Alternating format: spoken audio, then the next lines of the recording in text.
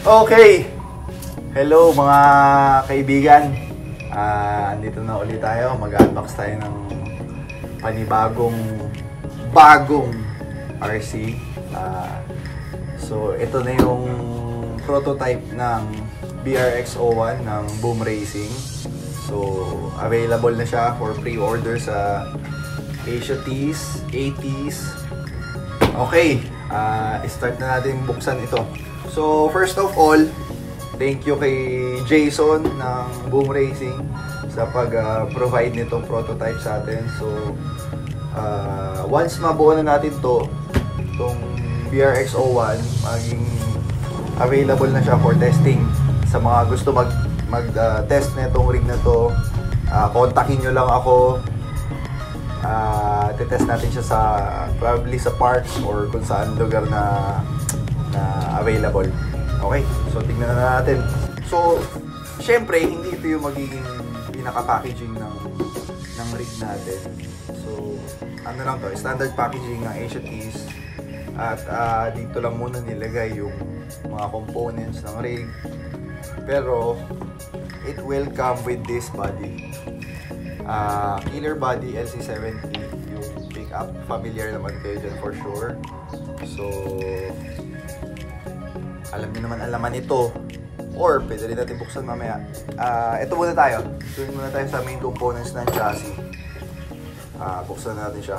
Kahapon, nag-try na ako mag-video, kaya lang kahapon.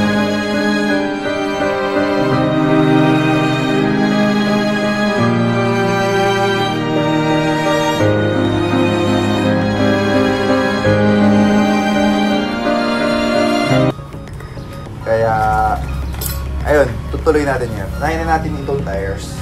So, ito yung Boom Racing SP Road Tracker tires. So, ang size niya ay 1.55 94 mm kung hindi ako nagkakamali. Ayun. Ang compound niya ay Gecko compound. Kung hindi ako nagkakamali, all-terrain tires. So, bagay siya dun sa size ng wheel well ng LC70 natin. At manipis siya. So, meron kasi mga scaler na gusto nila yung manipis na goma. Mas scale. So, ayun. Sobrang sticky at saka malambot itong tires na to. Makapal din yung wall niya, unlike do sa ibang scale tires na medyo malambot nga, kaya lang yung wall niya ang problema, manipis. So pagka sa side hill or pag lumiliko na, nabebend or nagtatak yung tires, kaya mas dumudulas. So ayan. Yan yung Boom Racing SP Tracker tires. So, dito naman tayo sa beadlocks. 1.55 classic na 16-hole beadlocks. With scale hubs na ito mga to. Ayan. So, scale looking beadlocks talaga siya. Tapos, eto, yung kasama yan yung magkakasama sa package kahapon. So, ito yung free na nylon bumper skid plate. Yan yung makuha nyo free pag nag-pre-order kayo. Tapos, move na tayo sa isang package niya. So, unahin na natin yung chassis. Ito yung chassis niya.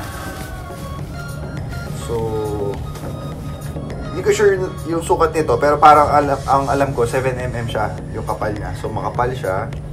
Maraming variable yung mga butas niya.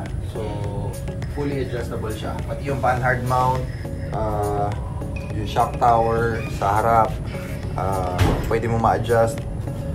Ayan. So, kung ma-feel mo, once ma-feel mo yung finish ng chassis na to, chassis rail, ma-feel mo talaga na okay yung quality. Maganda yung quality ng pagkagawa sa kanya. Ito yung high clearance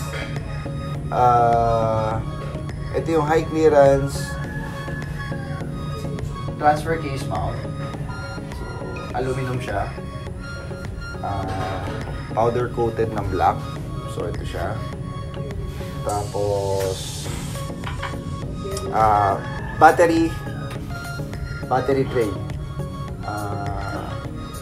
Ito yung battery tray natin. Ito yung full aluminum shocks. So, malabang kailangan natin ito lagyan ng ng shock oil. Na-adjust yung threaded shock siya. So, meron siyang extra springs. Ayan, kung makita nyo. So, 4 nun. Pin yun. 12 teeth na 32 pitch pin yun. Ayan. Tapos yung mga boom racing na rod ends with stainless ball ends. Okay. So, ito yung shock towers na front shock towers. Kung makita nyo, ang dami niyang butas. Maraming variation yung pag-mount sa kanya.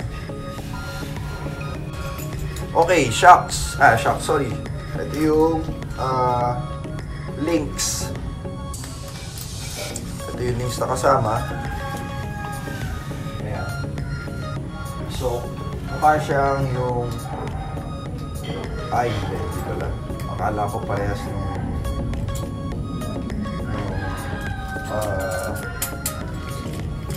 Team Rafi DIY links. Hindi pala. Meron siya talagang red. So, ito yung links. Ito yung drive shafts. Ayan yung drive shafts. Makita nyo. Makita nyo. Sana makita nyo. Okay. Tapos, battery straps. Receiver box. So, receiver box is fully waterproof. Dapat lang isin mo ng konting grease or silicone yung rubber sa gilid niya para maging fully submergible itong receiver box. Plastic siya. Plastic yung receiver box natin. May bracket. Ayun. Okay. Tapos, ito yung karamihan ng screws dito. So, meron tayong screws for chassis, gearbox and transfer case, pag-mount, links and shocks. Ito yung mga grab screw na gagamitin. Servo mount, pag-mount ng receiver, and pag-mount ng body. Nandito lahat. Nakasama. Okay. So, ito. Mount ng transmission. I suppose ito yung mount ng transmission. Nako. Hindi ko alam to. Ay, mukhang, to? Servo saver. Parang hindi ko sure. Hindi servo saver to. Kasi ito yung servo horn na low profile boom racing servo horn. 25 feet. Chassis member at saka body mount para sa rear. Ayan. At saka isa pang set ng rod ends with stainless ball ends. Medyo solid yung yung weight ng ball ends niya. Talaga ma-feel mo na heavy duty yung ball ends. Ito na yung yung JX waterproof na full aluminum na yung mga gears niya, full metal gears. Low voltage lang siya, which is good para hindi mo na kailangan ng brake. Tapos ito yung may adjustment ng ito yung adjustment para sa sa transmission, madali ka makapag-set ng meshing ng pinion and spring. So ito, papakita ko na lang sa inyo. Once mabuo ko na yung rig, papasadahan natin ulit yung features ng rig na to. Mas ma-detail ko rin sa inyo. So ito ay parang ito yata yung body mount sa front. Ito naman yun. So ito yung prototype rear hinge. So merong 4 na screws dito. Ayun. Tapos ito may set ako ng boom racing stickers para sa bomber. Iba na yan. Tapos ito yung last 3 na parts. Pakita ko sa inyo. Ayan. Ito. Unahin na natin itong transmission. So kakaiba yung design ng transmission niya. Hindi ko alam yung exact term na ginagamit nila sa ganitong klase ng spur gear. Ayan, kung makikita nyo, kakaiba siya. Fully adjustable yung height nito sa chassis, kung hindi ako nagkakamali. Tapos noon, ano ba? 2-speed ito ang transmission na to. Full metal yung mga gears niya except dito sa may spur gear. Mas i-elaborate ko to sa pagka nabuo ko na. Ayan. So yung feel niya, kung makita niyo yung kulay niya, mukha siyang kulay ng totoong transmission. So scale talaga. Tapos noon, ito naman tayo sa transfer case. Ayan.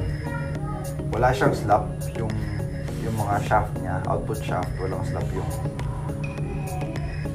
Ayan. So ayan, magandang build talaga, maganda talaga yung pagkabuo sa kanya. So ayan, yung feature nung transfer case, itong transmission, i-elaborate ko sa inyo pagkabuo ko. Okay, so buksan na natin. Ito yung ating front axle. Meron na siyang link mounts. Ayun, so ito yung ating BRX 17 axles. So high steer axles din ito. High steer steering pala, sorry. Yung gear nito, yung heavy duty gear ng boom racing, pwede, ang alam ko pwede mo siya i-replace ng overdrive. So isang advantage yun para sa kit na to, kasi karamihan sa class 1 rig na intended talaga sa class 1, wala silang overdrive gears sa pagkakaalam ko. Tapos may mga nagtatanong din sa akin kung molded ba yung C-hub sa axle housing. Hindi. So meron siyang sariling mount yung C-hub niya. Tapos doon, kung mapansin nyo, meron na rin siya nakaabang na leaf spring mount. Tapos naka-universals na rin siya. High steer, and sabi ko na rin. Tapos doon, behind the axle ang steering niya. So pwede ka maglagay ng link dito para sa likod ang steering, para hindi nakaharang dito sa differential. So ayun. Ito yung sa rear naman.